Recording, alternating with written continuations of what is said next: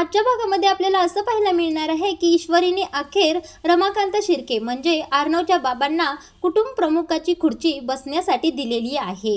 आता इकडे अंजली विरोध करण्याचा प्रयत्न करत असते, पण ईश्वरी तिला काहीच बोलू देत नाही। ईश्वरी आता अर्णवच्या मनामध्ये त्याच्या बाबांबद्दल प्रेम निर्माण करणार आहे। आता इकडे प्रेक्षकांनो, आजच्या भागामध्ये एका पाठोपाठ एक जबरदस्त ट्विस्ट दाखवले आहेत।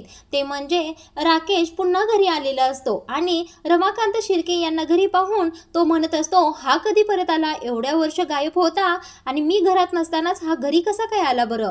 म्हणजे घरामध्ये खूपच राडा झालेला असणार। आता राकेश म्हणतो, ठीक आहे, मी नसताना राडा झाला म्हणून काय झालं? आता मी आलोय ना, मी पुन्हा राडा करणार आहे घरामध्ये।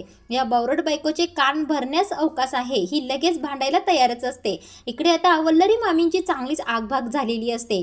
तर प्रेक्षकांनो, आजच्या भागामध्ये असं सुद्धा दाखवलं आहे की वल्लरी मामींकडे बोट करूनच मामा ठामपणे म्हणत असतात की सात्विकाताईंनी आत्महत्या का केली आणि भाऊजींना या सगळ्यात कोणी अडकवलं हे मला माहीत आहे। त्यावेळेला वल्लरी मामी चांगल्याच घाबरलेल्या असतात आणि मामांना म्हणत असतात, म्हणजे तुम्हाला काय म्हणायचं आहे? तुमचं बोट माझ्याकडे का आहे बरं? त्यावेळेला मामा म्हणतात, अगं तुझ्याकडे नाही ग, कोणी केलं हे सगळं हेच तर आपल्याला शोधून काढायचं आहे ना।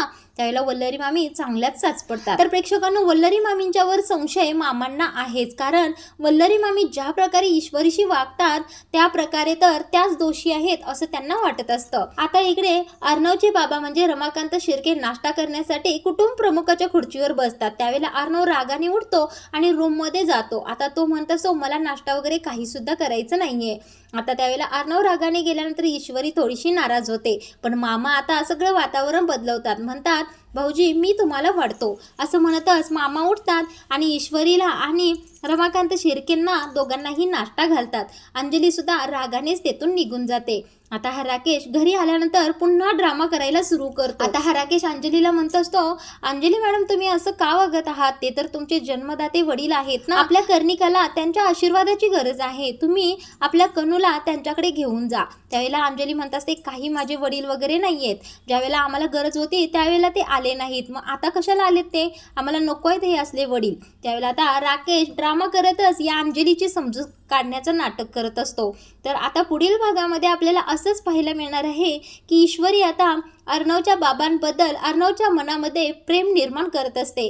आता इकडे अर्णव वाटेल तसे रमाकांत शिर्के यांना बोलत असतो आणि रागाने निघून जात असतो। तेवढ्यातच रमाकांत शिर्के यांच्या खांद्यावर एक पिशवी अडकवलेली असते।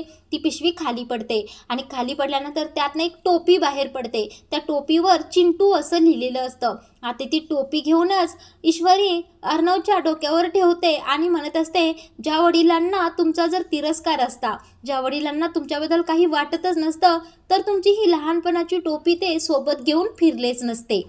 तर प्रेक्षकांना येणाऱ्या भागांमध्ये आपल्याला हेच पाहायला मिळणार आहे की अंजली आणि अर्णव हळूहळू त्यांच्या वडिलांचा स्वीकार नक्कीच करतील।